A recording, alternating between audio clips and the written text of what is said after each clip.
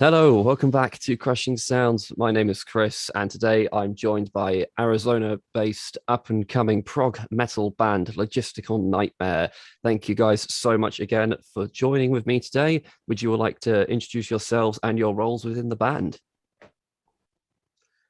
Yeah, sure. I can go first. My name's Ethan. I play primarily guitar and anything with keys, piano, organ, synth, all that stuff. But sometimes, if I need to, I can also play a little bit of trumpet and oud, which is like this like Middle Eastern kind of stringed instrument. Showed up in a couple songs for us. So, but mainly guitar and piano for me. I'm Joey. I primarily play guitar and do most of the vocals. And I'm Aiden. I play bass and I do all the engineering for the band. Fantastic. Awesome. So welcome to Crushing Sounds. Thanks again for joining me. So this one has been a long time coming. I'm sure you'll agree. For those who might not already be in the know, I have featured your work a couple times on our channel, been an advocate for it, some might say. And of course, you guys have approached me for those times to showcase your amazing music. So, and it's all culminating with this interview where we can finally talk sort of face to face in whatever form. So with that, let's take things right back to the beginning. How did Logistical Nightmare come to be? Yeah, so I've been, well, me and Joey have kind of been like in the scene for like in like the Arizona scene for a very like a long time, since I would say like for 7 or 8 years or something like that, maybe even longer. And we kind of worked on projects together, and then I had just gotten out of this other band. And I was like, hey, do you want to like make a band together? And Aiden, who I went to high school with, had just like kind of gotten interested in playing bass possibly. So we were like, okay, yeah, let's just do this. Let's just make a band. We all kind of had similar music tastes.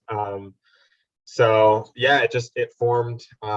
Let's see, I was in 9th grade, so 7 years ago, I think. Like we've been a band for a long time, but just started writing music a couple years ago. It was mainly like covers and stuff. Like we did like some Black Sabbath covers and stuff like that. But yeah, so that was kind of how that formed. Yeah, good stuff. Where did the name come from, Logistical Nightmare? There isn't really a good story behind that one. I think we just kind of thought the phrase was a cool name. Yeah, I think one of us might have described one of our practices as a logistical nightmare, like when we were first starting. And we were like, wait, that's a cool. We didn't like really have like an established name. We were like, wait, that would be badass. Just call ourselves Logistical Nightmare. So just kind of, and it works. It kind of fits the music and stuff. So Yeah, And the recording process. yeah, you get that a lot in like rock and heavy metal. Like I think someone described the sound of Led Zeppelin as like, oh, their music's going to go as far as a Led Zeppelin or something, and they just went with that. So it's a good method to find a awesome name in heavy metal. This is without question the farthest afield band I've had the privilege to talk to, all the way in Arizona, USA. What's the metal scene, and Tennessee, I believe you mentioned as well. What's the metal scene like where you guys are from? honestly, there's kind of a surprising amount of like hardcore punk and like death metal type stuff that comes out of Arizona. I mean, like a lot of local bands kind of fall into like, I mean, there's a couple that we're kind of we talk to on Instagram, and like we're kind of close with. We advocate for each other. And yeah, they're like all kind of like old school death metal, like like Scream Bloody Gore era death, and like that kind of old school death metal, which is kind of surprising. Like I don't know when that really happened. I just started noticing it popping up a couple years ago, but besides that, I don't know if either of you have noticed anything. There's kind of there's a bit of a metalcore scene. If you're familiar with the band Bless the Fall, they're from like around the Phoenix area. But other than that, yeah, it's a lot of hardcore punk and definitely death metal. Yeah, well, I can think of worse things than being surrounded by death metal fans. So Yeah, right. it's a way better metal scene than I get around where I live. I live in for people in the UK know when I say where Reading is, basically, very, very few metal bands basically. So I'm trying to get back to where I was at college. Way better metal scene over there. So that's the dream basically. But to talk about your music, obviously we've used the phrase prog metal a few times already. So when we as metal fans basically refer to the genre of prog metal, that can have a lot of different meanings, interpretations, as I'm sure you'll agree. Bands like Tool, Opeth, Dream Theater all fall under the bracket of prog, but they all sound completely different from one another. So with that, how would you describe the sound of Logistical Nightmare for people who have not yet heard it before? That's a tough sell. I think we lean into prog metal as like a general rule with most of our songwriting, just because we pull from so many different influences that we don't really know what else to call it, I guess. That's prog metal. I think it's because, like you said, prog metal is such a broad genre that it's sort of the easiest label to describe to ourselves. But I would say there's definitely more like Hawken and Tool than Dream Theater, and not as heavy as like Opeth and Between the Buried and Me. So kind of like the lighter side of prog metal, but also with like jazzy influences. And I mean, like the stuff that we're working on for the next album, which I'm sure we'll talk about at some point, but it pulls from even like further influences. Like there's like post rock and influences and like jazz and jazz fusion and I don't know, just all kinds of stuff. But it all generally kind of falls into this like the kind of down tune, like Hawken type prog metal, I guess. But it also obviously has influences from just all over the place. Yeah, definitely. Yeah, cool. So what sort of bands would you point to that would have been inspirational to you guys when you started forming your sound in the first place? Definitely Tool, and like Ethan said, Black Sabbath. That was like kind of one of our starter bands. Like War Pigs was kind of the first song we played as a band. So I think we drew a lot of influence from that. And then as time went on, it became like Tool and Yes and King Crimson, even, I would say. Just some of their like weird runs that you only hear in King Crimson music. I think as time went on, it got weirder and weirder. Yeah, definitely. Yeah, cool. Yeah, I would agree with that. Yeah. And also I have to ask, because I'm a guitar player, so I love guitar-based questions, because both times I've talked about your music, I often talk a lot about the guitar work, because I think your guitar work is really, really solid stuff. So off of that, who are some of your favorite guitar players? I would say for me, like the easy answer is like I love John Petrucci, obviously. Like even though like Dream Theater as a whole, like I have like mixed feelings about, but John Petrucci obviously is like incredible. I also think that Paul from Between the Buried and Me is like really good, their lead guitarist. And then like I know we keep talking about Black Sabbath, but Tony Iommi, I think like as far as like riffs go, like he's got to be like one of the best like riff writers of like all time. So I would say those are like some of my favorites. I also like Brian May from Queen a lot. I think like I don't know how much I would say he directly influences my playing, but I just love his style. Yeah, definitely. It's one of the few things we have to be proud of in England is Queen. So Yeah. and Black Sabbath obviously as well. So you dropped your first EP back in 2019, unless I'm mistaken. It's called Hail the Shattered Veil. How long had the band been a thing before you went into making that thing? Like 4 years, give or take. Yeah, something like that. So plenty of time to get sort of your sound established and know exactly how you were going to approach it. Do you remember the process of making that thing? Was it relatively smooth? Compared to the full length LP that we dropped, yeah, it was, by comparison, it was pretty smooth, I would say. We pretty much, so it was interesting because we sort of, we didn't really go into the recording process with everything written. We kind of like were writing and recording concurrently. So we would have a song that we would finish writing, then we go and record it, and then we would start, and then we kind of had this idea of like making like a 4-track EP. So we sort of constructed everything around that, and then we were writing while we'd be writing one song while we were recording the other song, you know, sort of moving through it like that, like sort of simultaneously.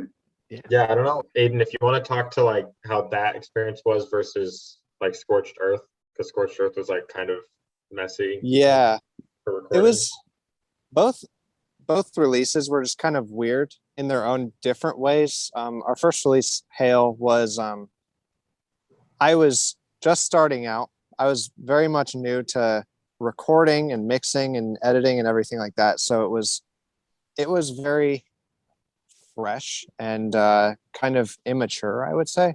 But it was really good experience for us as a band to go through that process of writing a whole album and getting it recorded, and then to have something out on Spotify where anybody in the world could listen to it. Like, that was a crazy concept to us.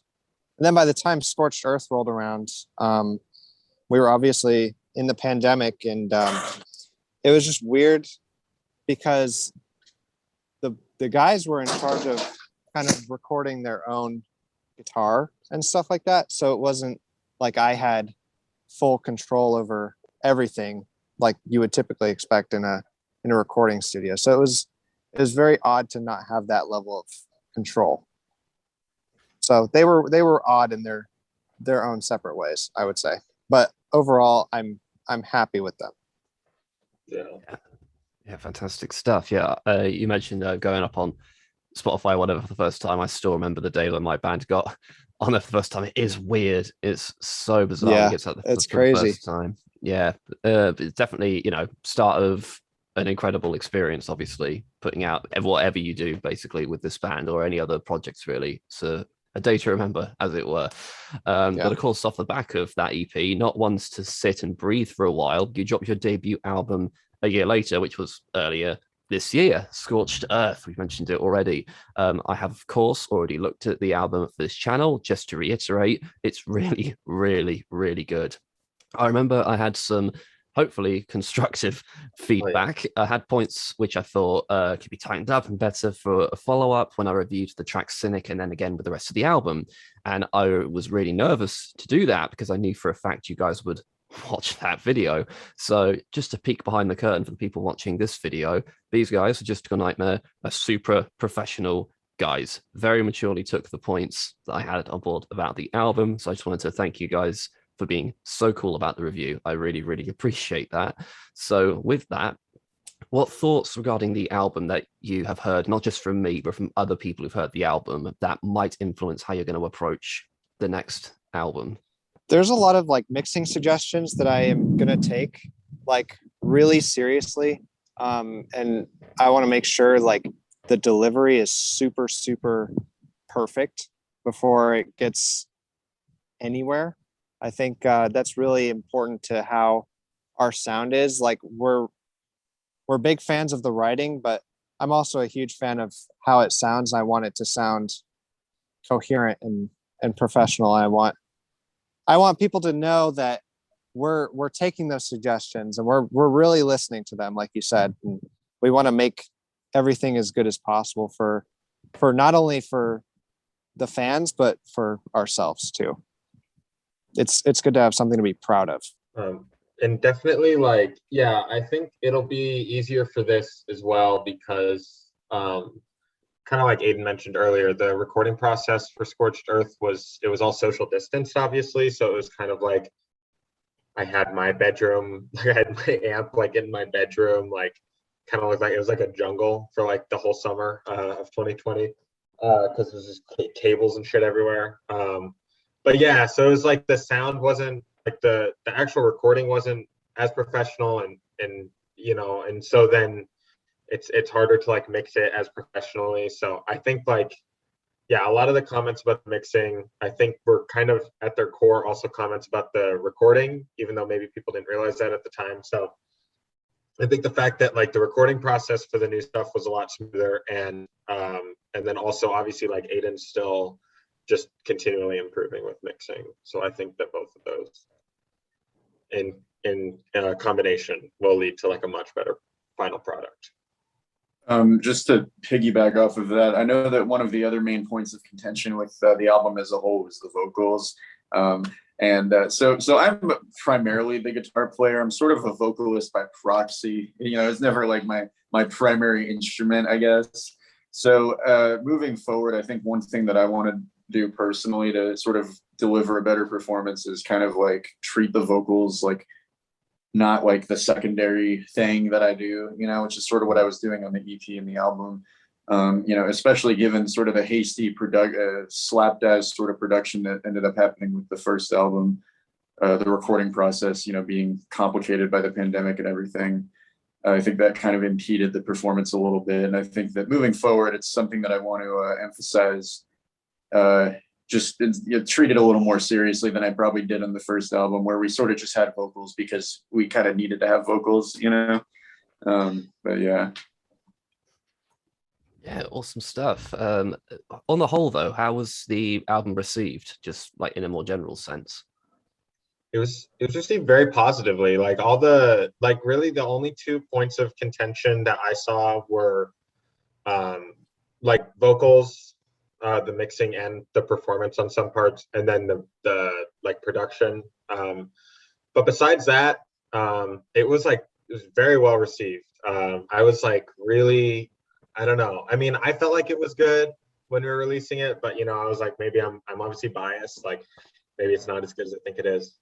So it was really cool to see so many people like, I don't know, giving like very positive feedback and stuff like that. Yeah, I don't know, very, very well received. It was really cool. Very cool to see.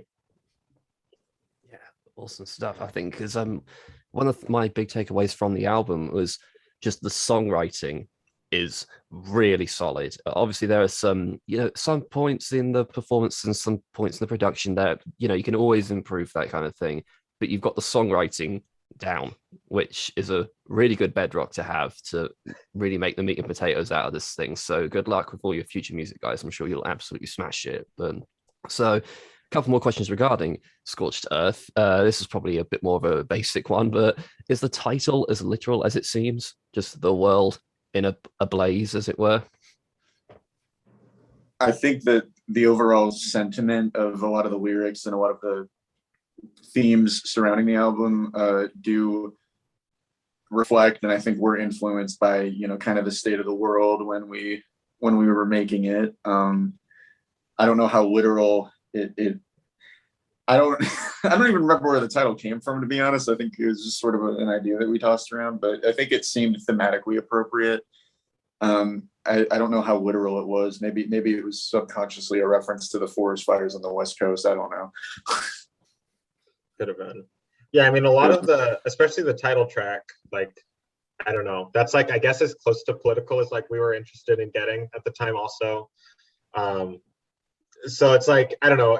There's a lot going on, obviously, in like last summer, like politically and also just obviously with the pandemic. And so I don't know, like, yeah, that song, Scorched Earth, like if you kind of look at the lyrics, it is kind of like about that, like, yeah, the state of the world at that time. It's not literal, I don't think. I mean, I didn't write the lyrics, but the way I interpreted it was not quite as literal, but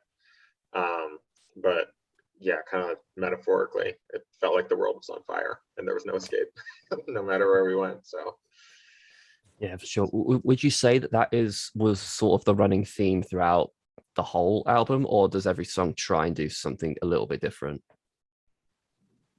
I mean, my lyrics are not that deep. Like, I'll be the first to say, like, I don't consider lyric writing to be like my forte per se. And I think that I tried when I was writing a lot of the lyrics to consciously to not write too much about sort of like the pandemic and everything, because I felt like everybody was doing that. Like everybody was going to be doing that for the next like year, and I didn't want to sort of fall into the trap of like, I can't speak on this in an more intelligent way than anybody else. Like I have no special insight into this that nobody else can articulate better than me, you know? So I think it's sort of a vague thematic thing that ties it together, but overall it's not, I wouldn't go so far as to call it like a concept album or anything like that. I think it's more just like the sentiment being influenced by the state of the world. There are a few songs, I guess, that are sort of related to that. I mean, YHAU and Back to Normal and stuff like that, and the title track, but a lot of the other songs are basically not about anything. You know, who says prog metal has to be about the Fibonacci sequence every time? So, you know, we've obviously we've mentioned the title track a few times. It's probably my favorite track on the album. I really, really like that one. Do you remember the writing process behind that thing? That song specifically? Kind of the same as most of the other songs. I think usually what will happen is it's usually me or Ethan who has like some sort of initial idea or riff or progression, and then we'll sort of come together and try to like piece it together, take a bunch of like disparate sort of riffs and chord progressions and try to find a way to sort of stick them together and create like a entire piece. I think for that specific song, I had come in with like the initial progression, and we sort of figured out, like all three of us, I think, had a hand in like figuring out how to stitch all of the pieces together. And we sort of came up with like, oh, we could stick like a bridge part here and, you know, throw this riff in here. So it's just sort of stitching the whole thing together, I guess. Yeah, that one was mainly Joey with like the writing. And I was like, oh, I could definitely hear some piano there. Or, you know, stuff like that. And that's normally how it goes. It'll be like Joey will bring in stuff and then I'll throw stuff on top of it, or I'll bring in stuff and he'll throw stuff on top of it. So yeah, with that one, it was Joey came in with like a couple of like these like softer parts and then a couple of like the heavier parts that come in at the end. And then we just have to figure out how to like put them together and layer and stuff like that. So my main question sort of regarding the production of your music, I'm intrigued to learn about how you go about that, because unless I'm mistaken, you do all of this in-house yourselves as a band. Aidan, I believe you mentioned you're in charge predominantly with the production side of things. I find that really impressive because, of course, my band outsourced our production because it's really fucking hard production stuff. So what made you want to do it all in-house? Well, it's cost effective. I'm going to school for audio engineering, so I'm learning this stuff anyway, and I have some of my own equipment. So we figured if we can do it for free, you know, why not? And I mean, it keeps getting better every time. Like, I can't wait for you to hear what's next. Seriously, it sounds amazing. It's really, really special. It just keeps getting much better. Yeah, awesome stuff. And I'll bet the Scorched Earth was a great opportunity to sort of hone those production skills going forward. Yeah, absolutely. Yeah. Yeah, awesome stuff. And which production software do you use, out of curiosity? So I just upgraded to a Universal Audio Apollo X8. So I mix primarily digitally, just in the box in Pro Tools. So we start with Joey's programmed drums. I import those into a Pro Tools session. We get all our tempo and time signature changes mapped out. That's really important because we have a lot of those. Yeah. And then I just go direct out of Ethan's guitar or Joey's guitar into the interface, and we record from there. I mean, I've got amp modeling, I've got preamp modeling. So I think the whole new album was tracked just on a Marshall Plexi, just amp model. We didn't have any microphones going for guitars or anything like that. It was all just in the box digital. It was really cool. Yeah, awesome stuff. Yeah, as you said, I can't wait to hear what you bring to the next album. Okay, so in case you're all wondering where the other member has gone, Aidan's had to quickly duck out, so the rest of us will continue on. So what I think is really cool about you guys' music, which is showcased a lot on Scorched Earth, is there is quite a lot going on in the music across the whole album. You have the groovy, heavy prog stuff, of course, but there's also a lot of the more somber and reflective moments. The track Leave, for example, just for its stylistic shift, makes it one of the more memorable sounds on the album. I know this juggling of sounds isn't necessarily unheard of for prog metal, but it definitely keeps the album very engaging. Where do all these different ideas come from? Honestly, Joey and I have very different. Well, so Joey and I are the primary songwriters. Aiden will like contribute to the songwriting, but Joey and I are like primary. And we have very, very different styles of writing. So it's cool because in general, Joey's are more like if you ever hear like a clean guitar with delay on it, that's Joey. Um, and then, but like, I don't know, just the general, like the more somber stuff that you mentioned tends to be Joey's, especially if it's like guitar based. And then the more like groovy, proggy type stuff is mine. So one of the fun parts of putting together an album is figuring out which parts we can link together for a song. Leave that you mentioned, that one actually was one that me and Aiden primarily worked on writing because it was on piano, like primarily. So that was just something that I just started writing while I was on just sitting down at the piano one time. But yeah, so it kind of comes from the fact that we just have very different styles. So so we just try to like figure out ways to like link those styles together. Yeah, really cool. Is Leave the track where there's a little bit of trumpet in there as well? Am I getting that right? Yeah. Whose brainwave was that? That was mine. He listened to American football one time and he was like, I'm gonna learn how to play trumpet for this album. That's literally what happened. That is actually pretty much how it happened. I was it was American football. I was like, man. And I went and saw this indie band called Hippocampus, who I love. I actually really like indie as well. Like obviously I like metal, but I like indie too. I went and saw them live pre-pandemic, obviously. And they had this like trumpet player, and I was like, man, that adds so much to the sound. I was like, we need to hone in on that. So yeah, you can. I don't even know. You might be able to. You can kind of see it up there. Just about. But yeah, I was like, part of Scorched Earth is like we finished recording that by the end of the summer of 2020, and obviously didn't release till May of 2021. So there was a lot of time to just kind of like just kind of sit in the songs and like hear them. And I was like, man, I could really hear like a trumpet line coming here for the second verse. So yeah, it just kind of happened, and I sent it to them, and we all were like, oh, that's dope. It actually adds quite a bit to it. So yeah, it's really cool. It really adds to the song. Again, makes it one of the most memorable moments on the album. But as I said earlier, you aren't ones to sit and take a breather, because looking at your social media posts, you're already working on your next release. So why jump straight into album 2? Why not sit back and enjoy life for a minute? Well, actually, because of the really kind of difficult production process and making Scorched Earth, we actually finished writing and recording it like, I don't know, maybe like 6 months before it actually ended up dropping, possibly more. It spent a lot of time in post-production. So even though we just dropped it not that long ago, we have been sitting on it for a while, like, just before it got released. And so that gave us, I think, a decent amount of time to sort of, let it sit for a while and sort of take what people were saying about, the album into consideration when we started creating the songs for the next album. And I don't know, it kind of snowballed. Like it was like one song, and we just write like a lot. I don't know how to. we just really fast. Like we write very quickly. I think especially when we're like working together, and like we just I don't know. It's weirdly efficient, and that kind of snowballed where it's like started out as like 1 or 2 song ideas we had, and then that turned into like, I don't even remember how many songs are on this next one, but like it's a lot.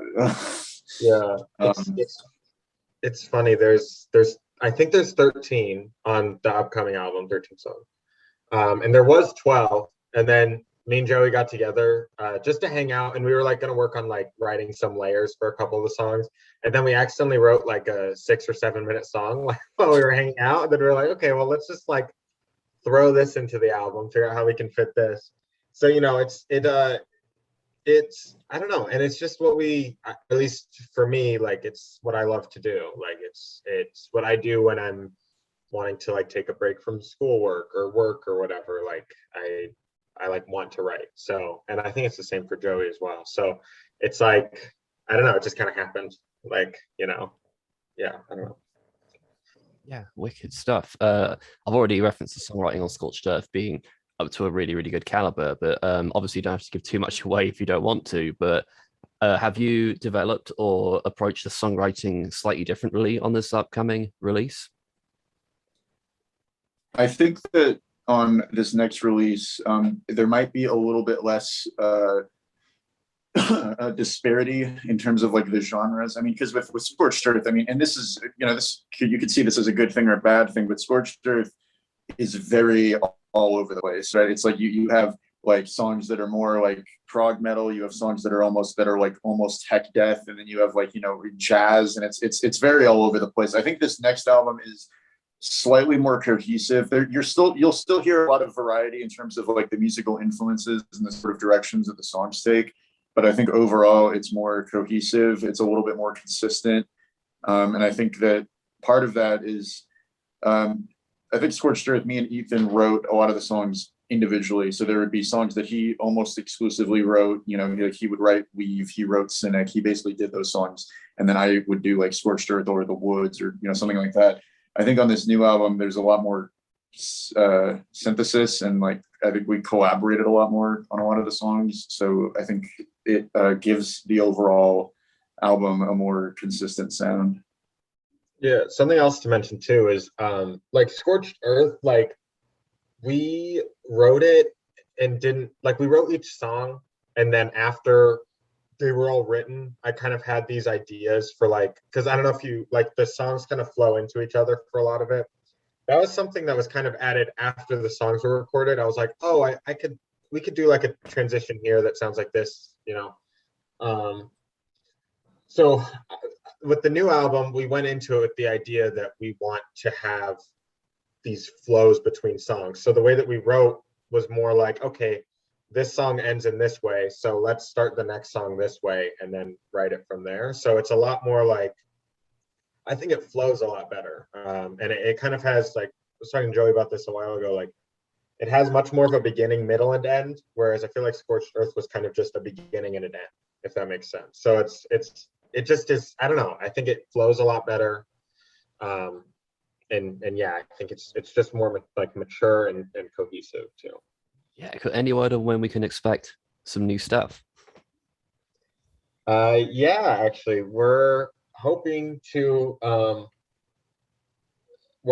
release a single at the end of October, beginning of November. This is very like a soft deadline, but we do have like the final instrumental mix. Aiden just needs to like mix the vocals for it.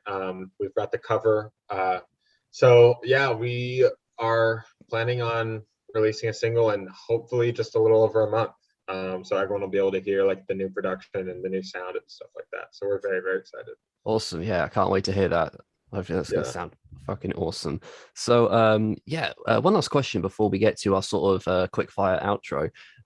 One thing that didn't occur to me until I started writing this interview is that I never see you guys on social media talking about any live shows that you do. Have you been able to take Logistical Nightmare out on the road yet in a live sense? So before, when we were mainly doing covers, we did do live shows, and this was also like pre-pandemic, like all that. We did live shows pretty often.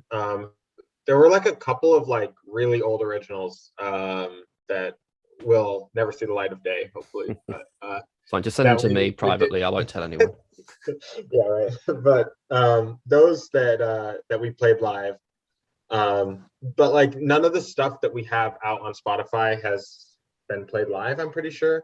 And a big part of that is that, one, like none of us are primarily drummers. Joey and I both kind of play drums. So like last summer we were looking for, and last winter too, we were looking for drummers like in the scene, but there's not a lot that are like interested / able to play prog metal, because it's like a very like hard genre to play on drums, obviously.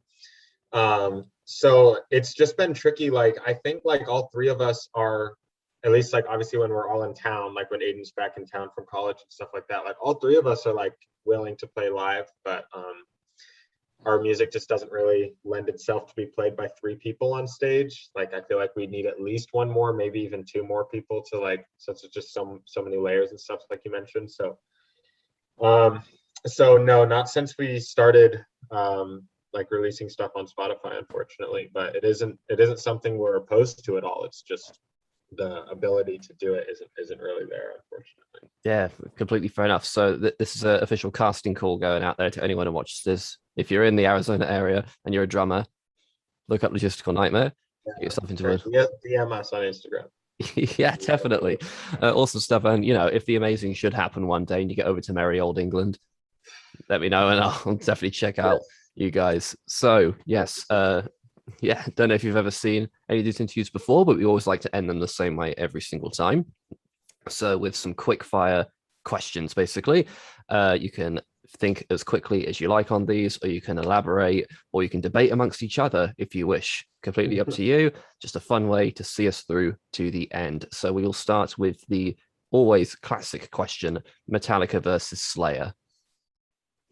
Metallica. Yeah, okay, nice. I'm a little biased, but yeah. Could have figured that in the background. Yeah, I think I've only ever met one band who made a beeline for Slayer, but really, yeah, they were like death-inspired thrash band, so kind of makes sense, really. But yeah, for all time, Metallica probably. Yeah, one for the prog fans: Tool versus Opeth. Tool. Oh, that one's tricky for me. Like my first instinct is Tool because I like have listened to them for a lot longer, but I've been getting into Opeth lately. But I'm gonna say Tool because I haven't done like a full discog dive into Opeth yet. Like I've listened to like a couple of their albums. I listened to Blackwater Park and I think it's called Morning Rise. Listened to a couple of their albums, and I love them. But I don't know if I could say I'd pick them over Tool yet. Yeah, for sure. That's the one question that I hope no one ever asks me one day, because they're the 2 bands I could never. I've got an Opeth shirt on at the moment, but love Tool, love Opeth. I would not be able to pick between the 2. So that's why I put these questions to you, not to me, basically. So, traditional metal versus modern metal. It's a tie.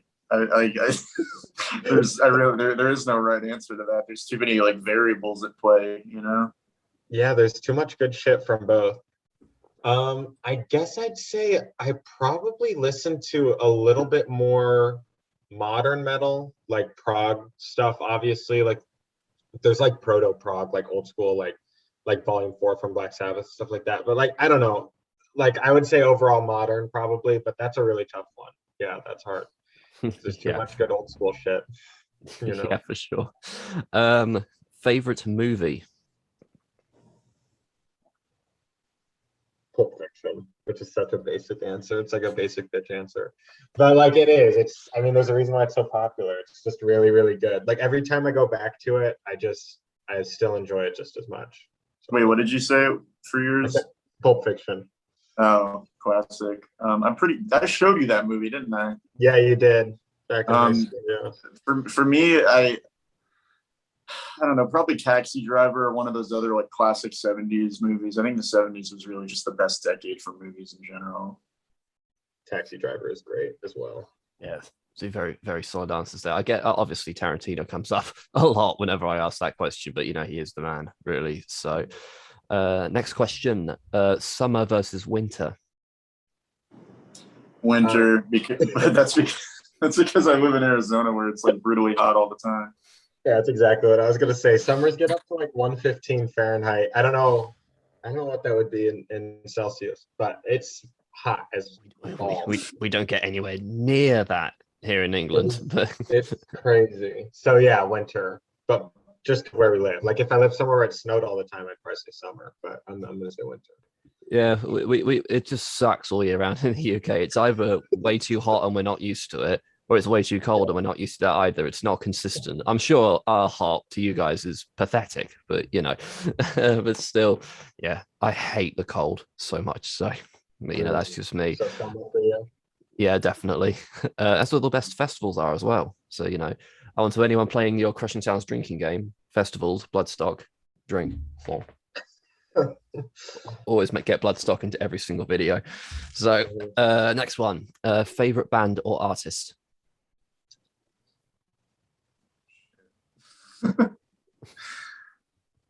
Oh, I said quick fire, but you know. yeah, I know. Sorry, that's just so like there's so much that just popped into my brain. I feel like something that I want to say that I feel like is gonna be like really shocking, probably controversial to Crushing Sounds viewers. But like right now, my favorite musical artist is actually Kanye, which is so I know, like out of left field, right? It's like so weird. I'm But hanging I up just now. like It's just yeah, we can just end it. You don't have to post it. No, but it's like I don't know. Like there were a lot of metal bands that came into my head also, which like all time maybe I would say one of them, like Tool or something. But just recently, like I've been listening to a lot of his older stuff, and I think like the way that he uses the human voice as an instrument, and like a lot of his, especially his older beats, like I just think it's really interesting. It's very different from like anything that I've heard, and very artistic in my opinion. So, like I said, very controversial. But if I'm saying like a band or like if I'm sticking to metal, then I'd probably say either Tool or Native Construct. I don't know if you know Native Construct, but they had this one album in like 2015 called Quiet World, and it was like it is my biggest writing inspiration for guitar. Like if you like our guitar work, you would love it. So I guess that's like kind of a cop out answer to give like three artists, but that's mine. fine. As long as we just didn't end with Kanye, we'd be fine. Yeah, no, I know. It's fine. Each to their own, of course. How about you, Joey? Yeah.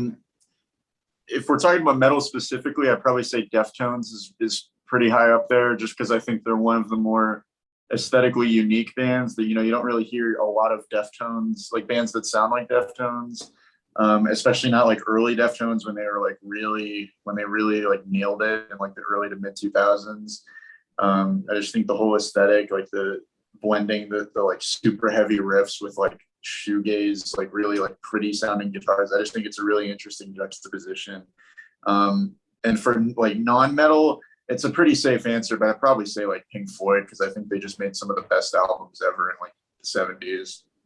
Yeah. So yeah, definitely. That run from metal to The Wall is crazy. Like that album run is like I can't believe that. Yeah, I think of all the interviews I've done when I ask people favorite band artists, I think Pink Floyd probably comes up the most. Just interestingly, but I mean, for good reason. They are genuinely one of the best bands of all time. But yeah, it's just interesting of all bands, especially metal bands. They make a big line from Pink Floyd. Going off the back of that, your favorite album?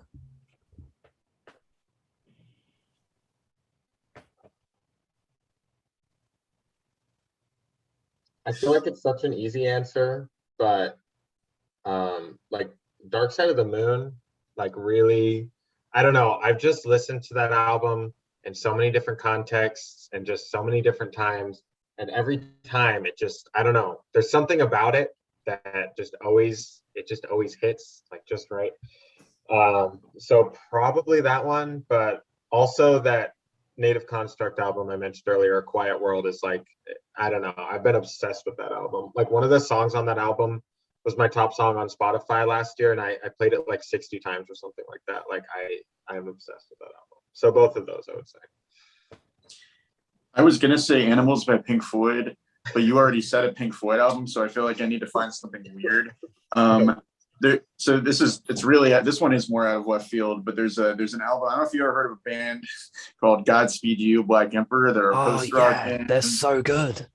Yeah, I was about to say they had their magnum opus in 2000 was Lift Your Skinny Fists Like Antennas to Heaven, and it's such a strange album, but it's like one of my favorite albums of all time. It's like there's no lyrics, but it's so like emotionally provocative. I don't know how to explain it. It's one of my favorites. Just the way that they like use the instrumentation in like so many like weird ways to like create these like insane soundscapes, and it's fascinating to me. Yeah, love Godspeed. Fantastic band. Easier question here. Morning versus evening. Evening for me. Evening. Definitely a night owl. Oh yeah, for sure. Useless before 12 noon, to be perfectly honest. Yeah. Cool. Final question. Favorite Logistical Nightmare song?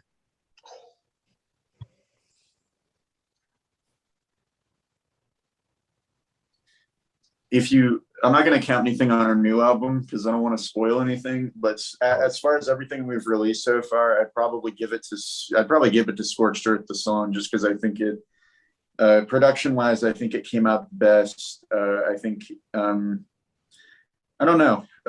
It has an interesting, I think, progression to it. I think it does a good job sort of tying up the album, I think. Yeah, I think that song is probably our best, like technically.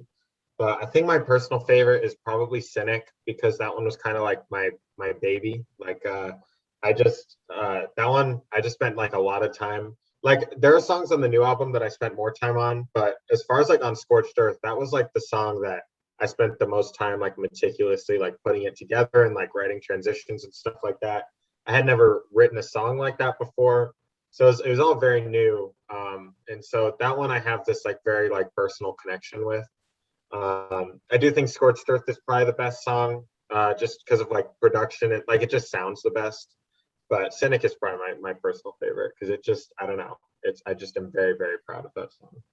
Yeah, awesome stuff. So there we go. That's everything that I've got today. So thanks again, guys, so much for joining me. Thank Aiden again. I'll thank him, all you guys as well. So everyone, check the links in the description below for where you can go and support Logistical Nightmare and go listen to some amazing progressive metal. Thanks again, guys, once again for we finally met. It's great to finally meet you guys. Everyone watching, I'll see you all in the next video.